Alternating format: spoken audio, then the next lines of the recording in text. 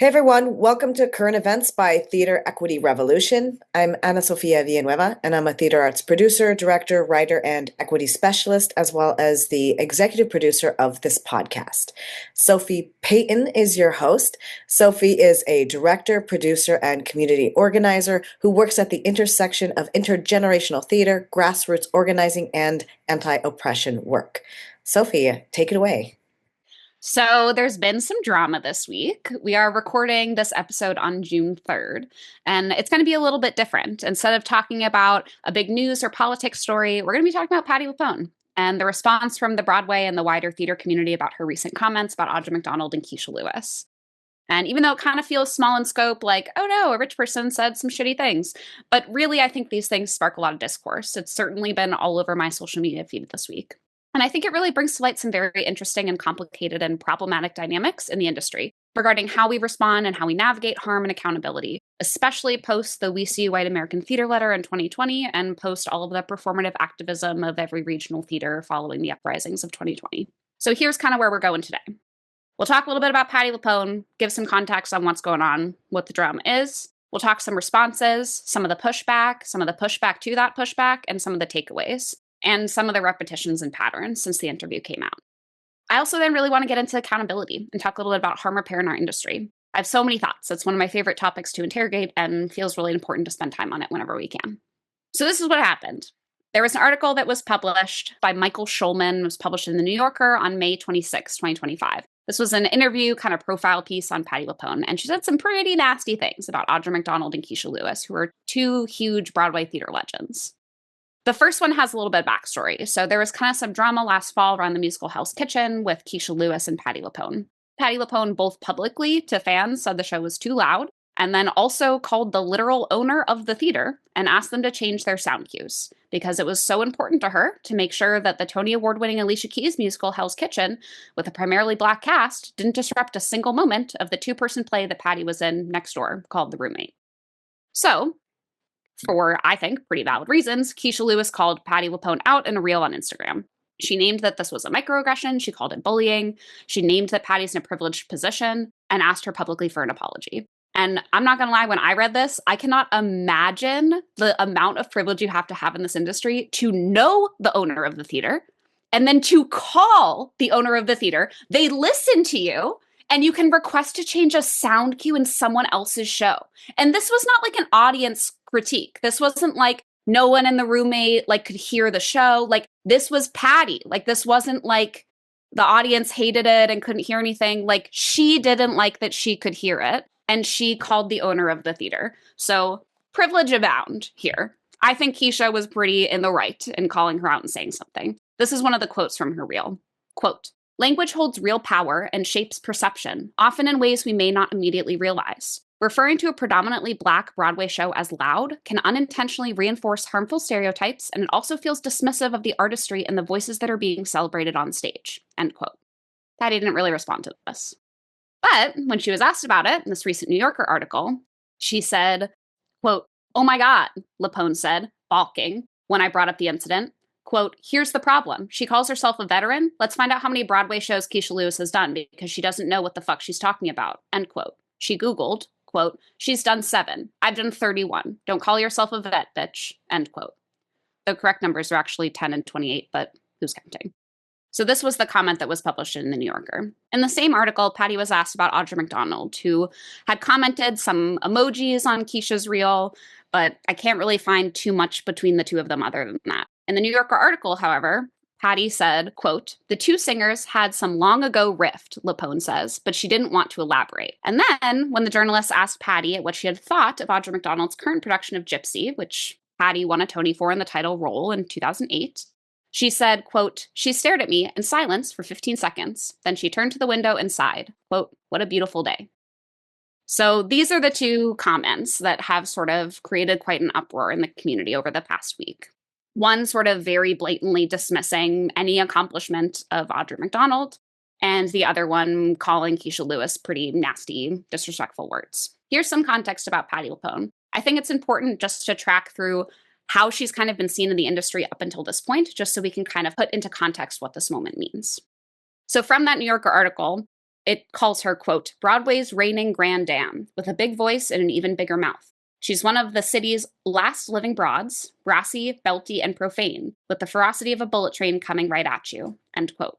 You may know she's famous for playing lots of big leading roles like Eva Perón in Evita or Rose in Gypsy. She's also known for being really publicly rude and blunt for most of her career. For example, quote, she's fought with Andrew Lloyd Webber, who in the 90s replaced her with Glenn Close in the musical Sunset Boulevard.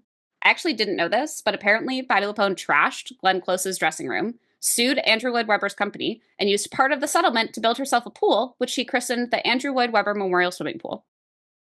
So she's fought with co-stars in TV and film. She's fought with audience members. Quote, she once palmed a cell phone from a texter's hand mid-play, and in 2022, during a talkback for the musical Company, she berated a spectator for, quote, put your mask on over your nose. That is the rule. If you don't want to follow the rule, get the fuck out, end quote.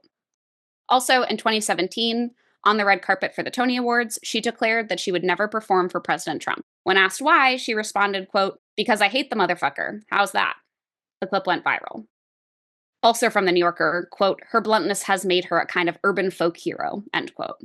So she's been labeled as this kind of diva, prima donna for a long time. I find that she kind of seems to hide behind her Sicilian identity, her Long Island New Yorker identity, and to just like tell it like it is because she's old and she must be valued and she's had it so hard in her life. So now she can just kind of say whatever she wants and speak her mind and she shouldn't be challenged. Question on that. When you say the Sicilian identity, is that something that she uses as like it's an oppressed identity so that she has a right to say that? Or is that in terms of just quality of brazenness? You know, I don't think she's really specific either way. And to be honest, I don't think that she's deeply interrogated what that means when she uses it. But from what I understand and some of the things that I've read, it seems like she uses it more of a like, I'm Italian, I'm Sicilian, I'm big and brash, just take me for what I am. Okay. Yeah. Thank you for that. I've heard that been used before with white presenting people who say, well, I'm Sicilian, so I have a right to share certain things that are usually really racist, like as if it would be okay for any person of color to say anything racist. So I was curious what she was hiding behind that identity. Yeah, it's interesting. I don't feel like she's weaponizing it quite as maliciously as I've seen other people do that in that way. But I do think that it is not being thoughtfully spoken or reflected on from her either. Thank you for that. So since the article has come out, there has been a lot of response and a lot of pushback. It started with tons of outcry on social media. There were lots of articles that were being written and posted, all pretty quickly and gaining a lot of steam after the New Yorker article was released. There was a lot of Broadway artists and celebrities and working artists who came out publicly with tributes to Keisha and Audra, a lot of folks uplifting their accolades and contributions to the industry over the course of their career, and a lot of folks, of course, criticizing Patti's demeaning quotes and comments from the article that are just oozing with privilege and very unnecessarily hateful. Then there was an open letter that was published. So over 500, I think it might be up to 600 members now of the Broadway community got together and signed and published an open letter that they sent to Playbill, condemning Patti LuPone for, quote, bullying and harassment. This letter describes her statements as degrading, misogynistic, and, quote, a blatant act of racialized disrespect. I want to share with you some quotes from the letter. This is not the full letter, but I picked pieces of it that I kind of feel like encapsulate some of the general energy and the intent behind it. So here's a couple quotes. This is a call for accountability, justice, and respect, rooted in love for the art form and for the people who make it possible. We believe our community can do better. We believe it must do better, especially when harm is done to those who have given so much to this industry. It is not simply a personal offense. It is a public affront to the values of collaboration, equity, and mutual respect that our theater community claims to uphold. This is about more than one person. It is about a culture, a pattern, a persistent failure to hold people accountable for violent, disrespectful, or harmful behavior, especially when they are powerful or well-known. It is about the normalization of harm in an industry that too often protects prestige over people. The letter goes on to name and define the core values and the mission of the American Theater Wing, which is a New York-based nonprofit that runs and sponsors and coordinates the Tony Awards, as well as various other scholarships and grants and things like that.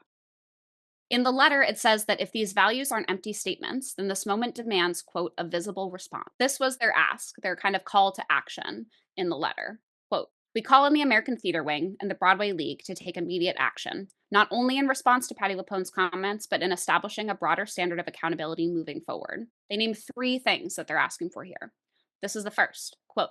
Individuals, including Patti LuPone, who use their platform to publicly demean, harass, or disparage fellow artists, particularly with racial, gendered, or otherwise violent language, should not be welcomed at industry events, including the Tony Awards, fundraisers, and public programs.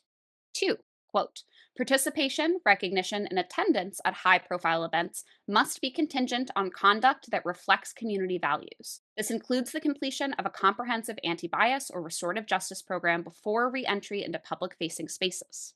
And three, quote, theater institutions must adopt and enforce clear, transparent policies for addressing harmful behavior, regardless of an individual's fame or tenure in the industry. The letter goes on to say, quote, this is not about canceling anyone or condemning them. It is about care. Care for our artists, our values, and the future of our shared craft. We write because we want this community to thrive, not just in box office numbers or critical acclaim, but in integrity, safety, and mutual respect. It's hard to disagree with that. Sounds really good. Definitely overlaps with a lot of my shared values and desires for the industry too. They go on to say, quote, our industry is under threat.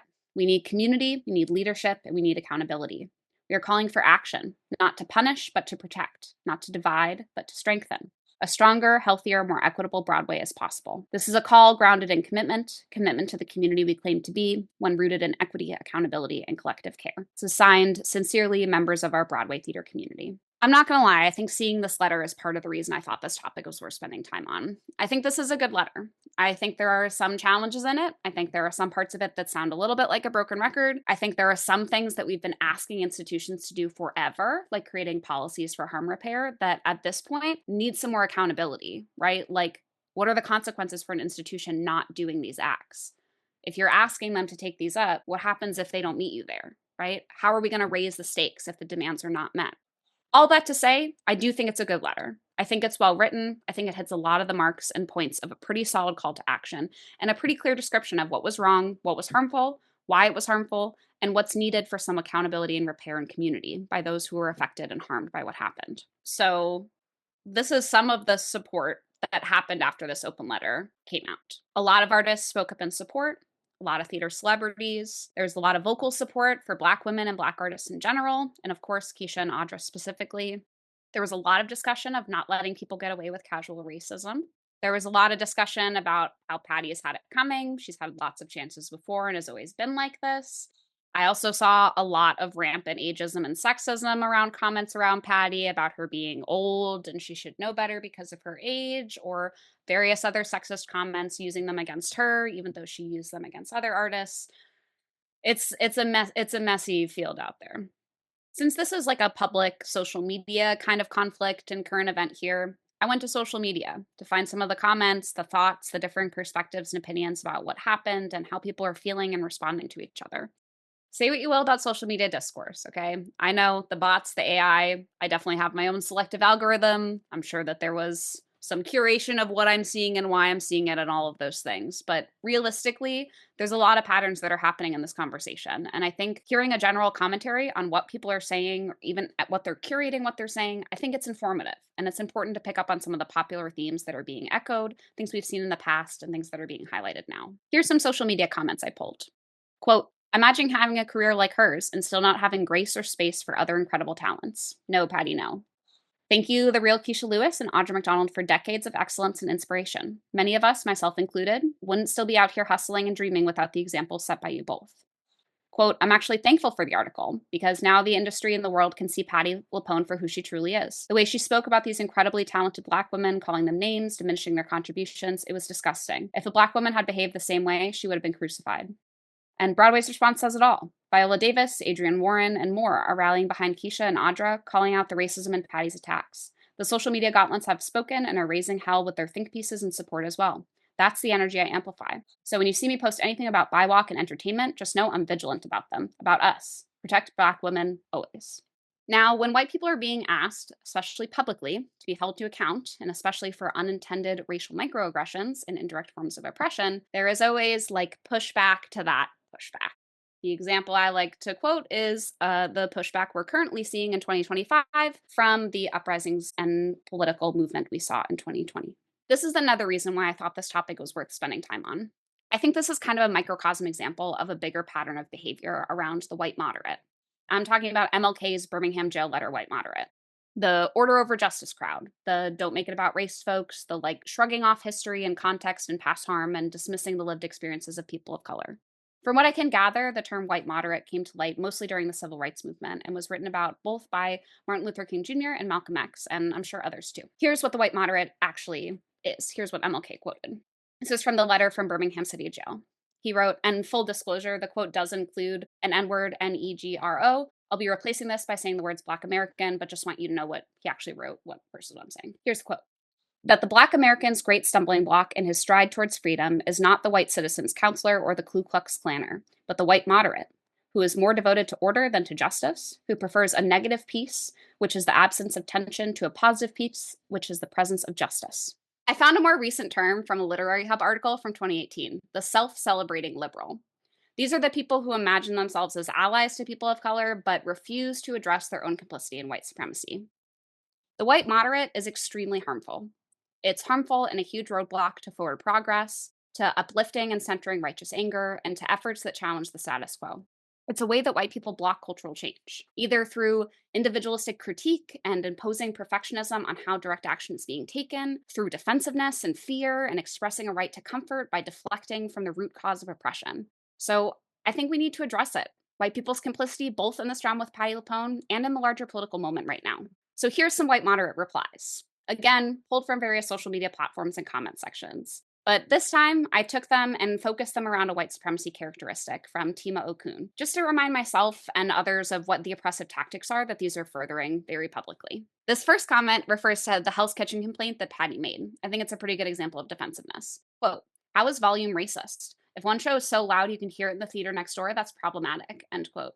I think this is defensiveness, right? Defending any charges of racism instead of examining how racism might actually be happening, just deflecting, denying, defending, and not choosing to speak about it in any way. Here's an example of one right way.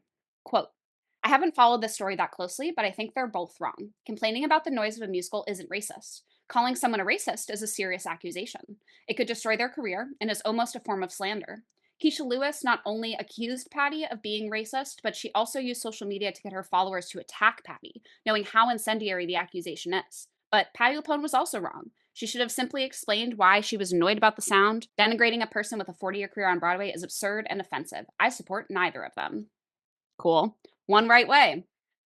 I think this is mostly when a person or a group thinks that there is one right way of doing things, right? This person in this comment is basically trying to explain that, like, there's only one way they think it's appropriate to call out racism. There's only one way that's appropriate to critique a show or critique these artists.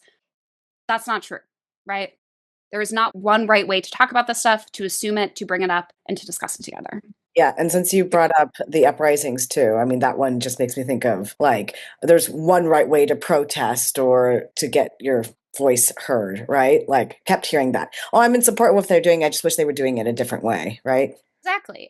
And that is like fucking case in point white moderate. And it's so much of the responses that we're seeing to this event, right? There's people who are saying, oh, I think that they should have responded this way or they should have done that. And then there's like people coming into that pushback and being like, I don't like the way you're talking about Patti. I don't like the way you're commenting about that online. Like, it's gross. And it's like, okay, but the actual issue is that someone says something racist. Like, that's what we're talking about. And if we're going to spend all this time tone policing, I think we've missed the point. So here's an example of individualism. Quote, just the overall problem with social media these days. So many people involving themselves in things that have nothing to do with them, and then the whole thing spirals out of control. No show should be loud enough to impact other venues, and Keisha Lewis brought all of this drama upon herself, as far as I'm concerned, by bringing racism into something that clearly had nothing to do with it. I think this is a good example of individualism. This person is attacking Keisha Lewis, saying that this is an individual's problem. It's about the way that she brought it up that's the problem, instead of actually addressing the cultural, institutional, and systemic racism that's a part of this conversation. I also feel like we see it a lot in the examples of white people just claiming that, like, they're not racist or they couldn't be racist and they must be good people when, like, it's unavoidable that their conditioning into racism is real and valid and prevalent. I also see that individualism even with people of color, like internalized racism. Like, can't I just be about the individual instead of making it this larger thing because they want to be seen as an individual when we're being forced representatives? I see it going both ways sometimes. You know, it's interesting that you say that. When I was going through the white supremacy characteristics to look at this, I'm pretty sure this section has a for white people and for people of color. The other ones don't, but this one does. Interesting. Yeah. This will be in the resources, so people have access to this too. Yeah, for sure. But literally it goes through, right? Individualism shows up as for white people, for BIPOC people, for white people, for BIPOC people, and goes back and forth. So it's Mm, yes, it is definitely shows up in a lot of different people and is definitely a form of white supremacy culture. fascinating. Thank you. Here's an example of right to comfort. Quote, "Oh, what a circus. She's not the first person to suggest that Audra is not the ideal Rose, or the first actor to complain about the increasingly rock arena sound levels of Broadway musicals. Good Lord, she was in a two-character play. What was she expected to do? Right to comfort, fear of open conflict, right? This is a person who cannot tolerate the fact that conflict is happening. They make the assumption that there is a blame on someone who's causing the discomfort and blaming Keisha for bringing it up in a certain way instead of actually addressing the issue that's being named. Fear of open conflict is definitely one that I saw a lot of. When people raise an issue that causes discomfort, the response is often to blame the person for raising the issue than actually looking at the issue that's causing the problem. This last one is a comment from the Facebook post of the author. So it's a comment on his post where he put on his personal Facebook page, "Hey, I wrote this article in the New Yorker. Like, I'm so proud. I did such good work. Yay, yay." This is someone who commented on his post. Quote, "Here's what I don't understand. As the writer of the piece, you had to have known the immense damage this would do to her professionally and personally, and have some kind of foresight that it would alienate her from every peer she has had in the business, and from her own audience. This woman is burning every bridge she has, and it seems to me that you provided her with the matches, and wanted her to go as far as possible. Is having an impact that important to you as a writer, that you had no impulse at all to save her from herself by a few simple edits?" End quote. I love the author's reply here. Directly to this person, Michael Schulman replies, quote, "The short answer is I work in journalism, not PR," end quote. Oh, I respect him so much. That's so good. A lot of this comment, right, is a lot of the things we talked about: individualism, right to comfort, fear of conflict, defensiveness, all of these things. And also a really good point of like, it is not the writer's job either. So blaming the writer is also not the conversation and is bringing out a lot of this white moderation, this tone policing, this sort of white supremacy culture in this conversation. Also, I really share his views and values around journalism. He doesn't work in PR. Those are not the same thing. So here's kind of where we are. The article was posted. There was a lot of pushback to the article and Patti's comments. An open letter was put together and published on Playbill. There's a lot of support and pushback to that letter as well. A lot of comments and discourses happened in the meantime. And then on May 31st, Patti releases an apology letter. Shocking. I'm shocked. I was shocked. And this was 5 days after the article was posted. So, like, not even a week.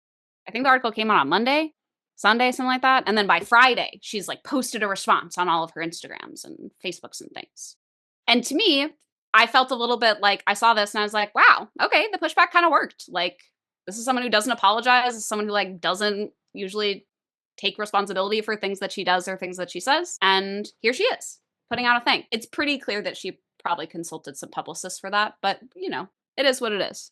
Here's some quotes from the letter. Quote, "I'm deeply sorry for the words I used during the New Yorker interview, particularly about Keisha Lewis, which were demeaning and disrespectful. I regret my flippant and emotional responses during this interview, which were inappropriate, and I am devastated that my behavior has offended others and has run counter to what we hold dear in this community.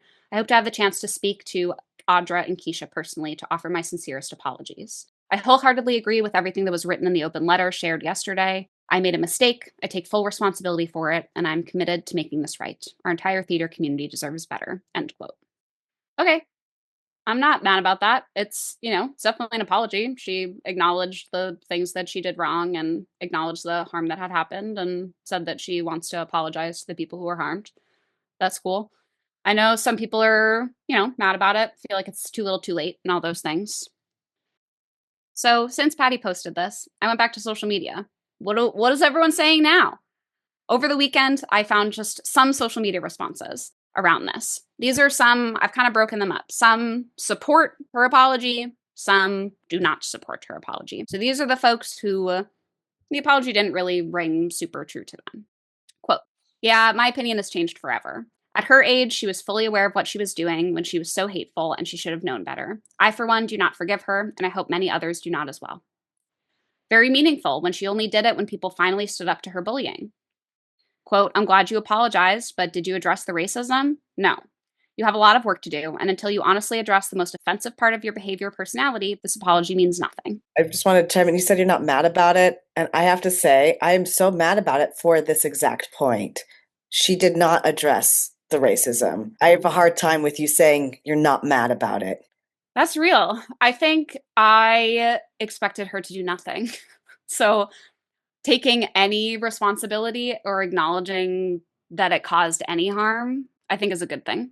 I think is a step in the right direction. I think I can hold that and still be mad about it. Yeah.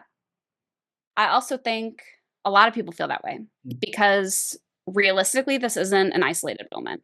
This is someone who's caused a lot of harm in this community and has stood on her platform of privilege for decades and has done this to a lot of different people and has never apologized. And so, Can I say also, but even if we just made the argument that's an isolated incident, is it even an isolated incident of racism? Is it okay to not acknowledge the racism? no, I think regardless of what the moment of harm is, addressing the racism and addressing what actually caused the harm is critical and necessary, especially for the apology to like feel honest and have any meaning. I do think with this specific moment, there is such a history of harm with this human that the fact that she even tried to do anything, I think feels different to some people. And I think to the point of what you're saying, I think a lot of people are still pretty mad about it because not only did she not address the racism in this moment, but also the other moments of harm that she's caused. No, I don't think I agree with myself. Oh, really? How's that? Well, there's a reason I said that I think it's written by a publicist. Like, I think this apology checks all the boxes of what good apologies are, but I see nothing in here that's like honest or human. Yeah, and not that much accountability, which is something that I think maybe why I kind of like picked on you a little bit because I think that's something that you were so quick to grab onto, and I didn't feel that there is accountability here. No accountability here. But you're right, the bar is low, right? I The think, bar's low, but I think that's the whole point, right? It's like we can't just keep being like, well, the bar is getting lower and lower, so let's just keep celebrating the fact that we're like making it over the low bar. Like that's not an effective way to move things forward either. mhm. And I'm not going to say that your response was that of like a white moderate, but it did give me pause just because it didn't address the racism and wasn't fully accountable. There are definitely elements of white moderation in my response. And I also think that there are elements of wanting to celebrate successes even when they're small Mm, and really kind of struggling between that balance of those two things of like, I want to be like, yes, you wrote an apology and you wrote an apology that wasn't like, I'm sorry you're hurt. You wrote an apology that was like, I take responsibility for the harm that I caused and what I did was wrong.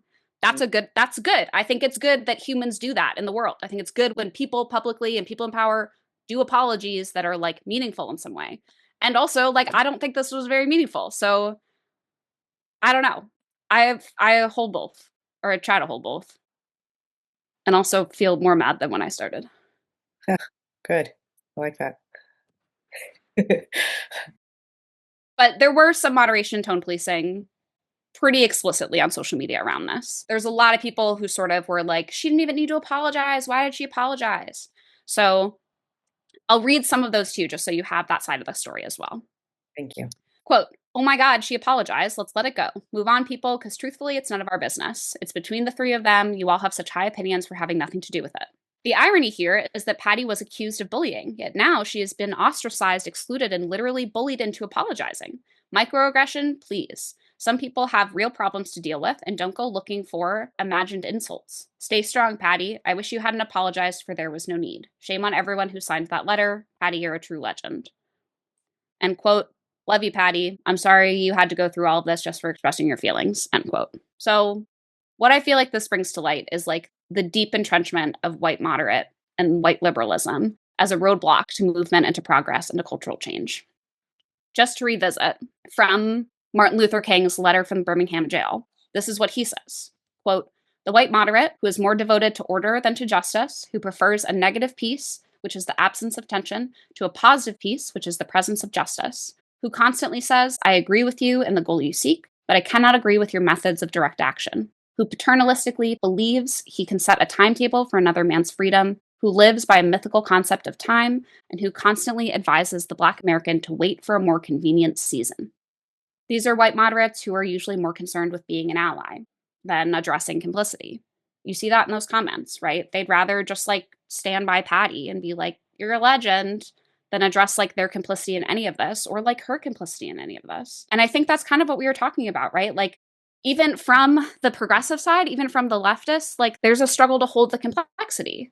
Like we can't see people as good and bad. We can't allow them to make mistakes and not like romanticize that punishment. Because I think there is a little bit of like people just wanting to tear her down, which like I believe. Like, and in some ways she's caused a lot of harm and maybe we should tear her down. And also like we should be allowed to make mistakes. And also we should be allowed to make mistakes without like punishment. And we should allow capacity for harm repair.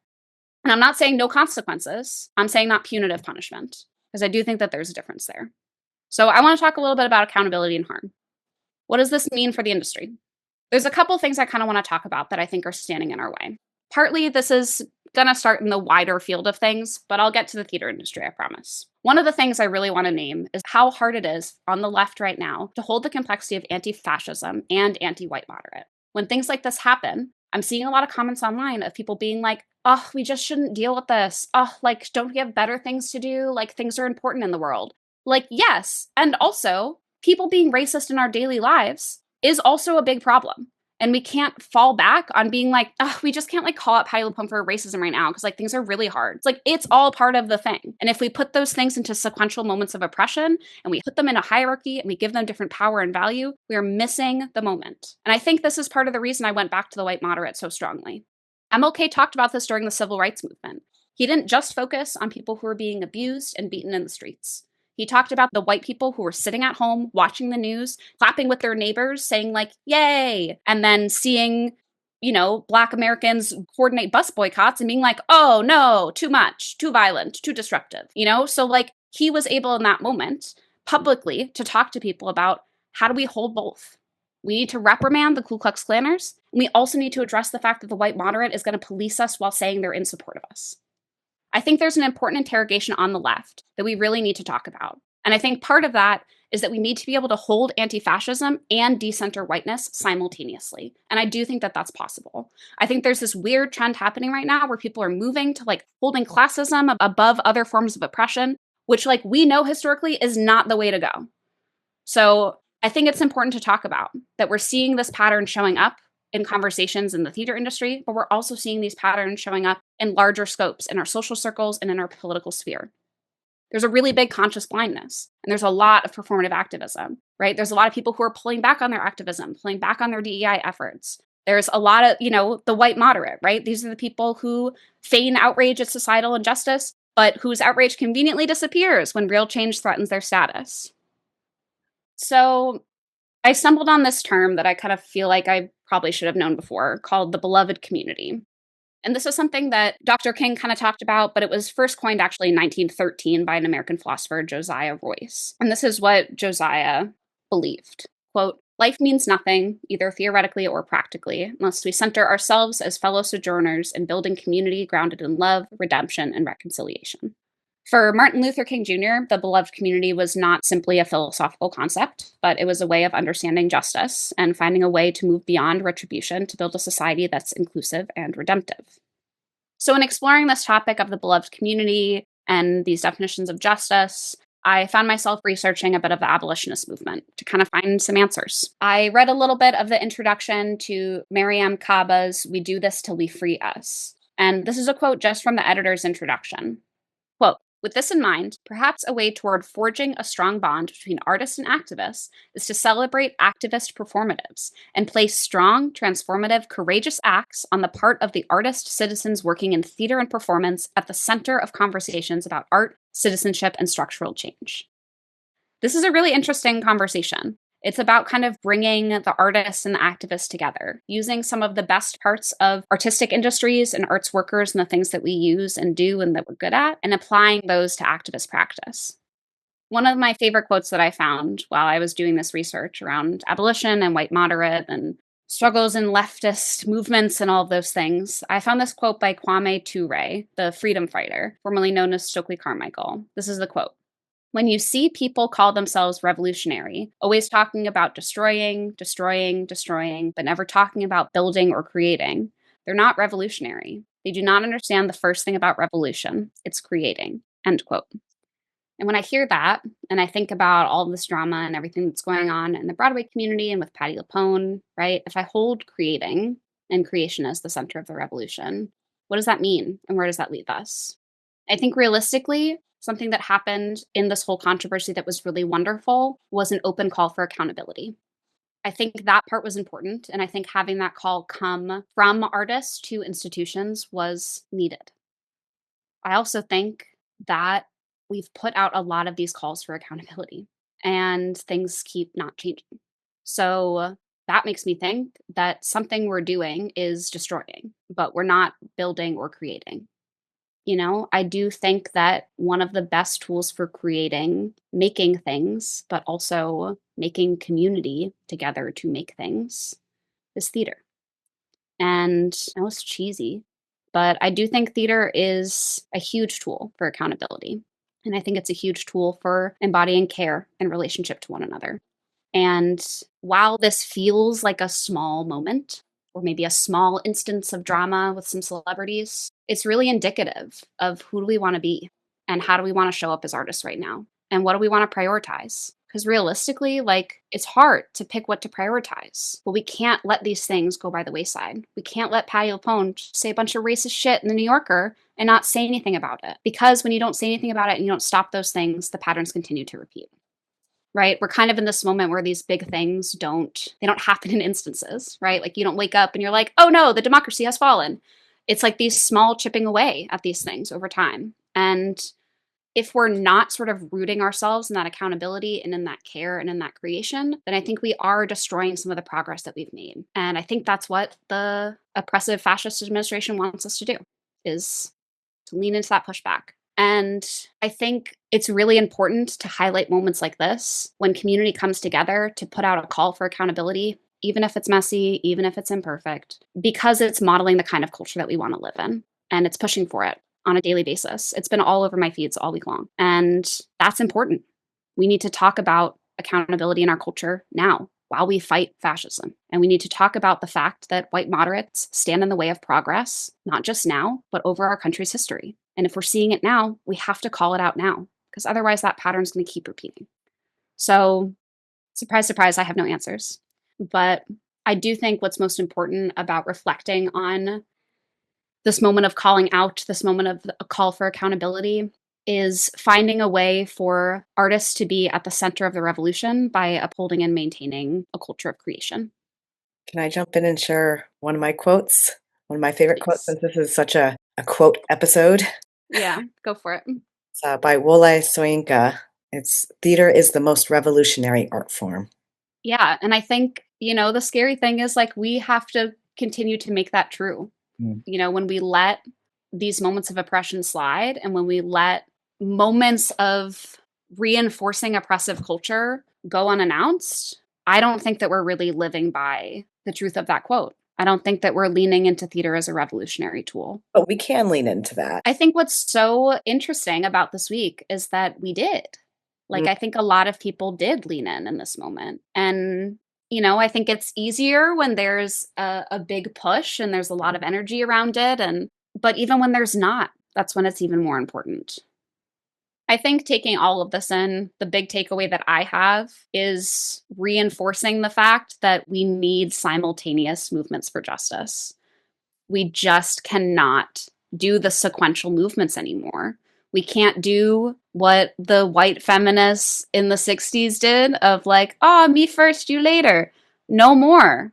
I think what's so important about this conversation and what it brings to light is that we do have to fight for all of it now. And it's worth it. And we can. Awesome. Thank you so much, Sophie. Thank you for all of this and diving into this and all of your insights and call to action, everything you do. Can you share a little bit about your resources? 'Cause I think you go so heavy into the research. I always think that's so important for people to know where they can look.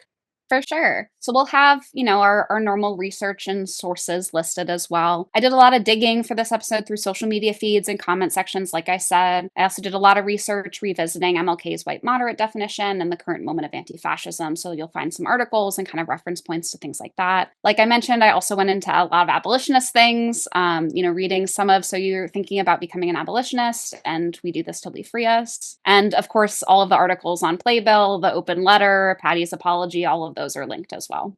Awesome. Thank you. If you like our content, please subscribe or leave us a comment or follow us. We can be found on Spotify, YouTube, Facebook, TikTok by searching for Theater Equity Revolution. And for more in-depth feedback, you can send us an email at theaterequityrevolution@gmail.com. Please stay tuned for upcoming episodes and ways to participate as artist activists in our shared social responsibility.